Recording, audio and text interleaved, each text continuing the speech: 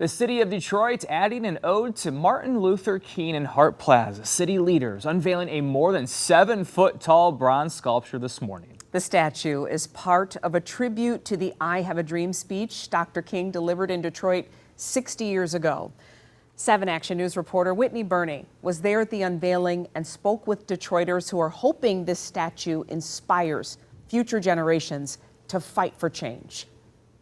The 7+ foot tall Dr. King statue will now call Hart Plaza home. The city says it's a reminder not only of the role the city of Detroit played in the civil rights movement, but in Black history in our nation.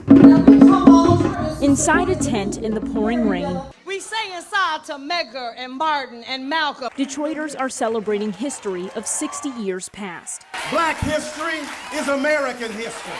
Dr. King is the great American. History that will now forever be enshrined at Hart Plaza. 3, 2, 1.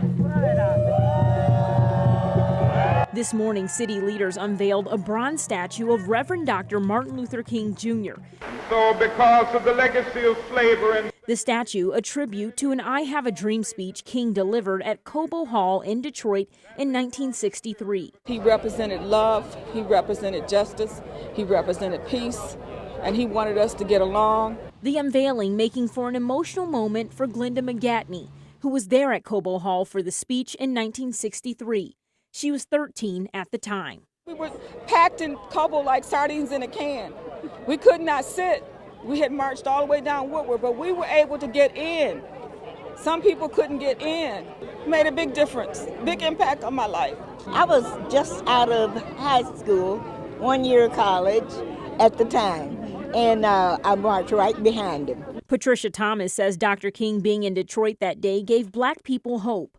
Thomas says she wants the statue to continue inspiring future generations as there's much more progress to be made. We all should be able to enjoy life, and unfortunately, some people don't think we should, but he gave us hope to think that and remember that we all are the same. In Detroit, it just fills my heart to see something like this happening with the city.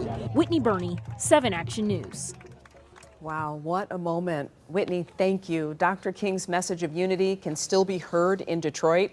Stay with 7 Action News at 5:30. Our Carolyn Clifford took a trip to find out how a Motown icon made sure the history that happened here would last.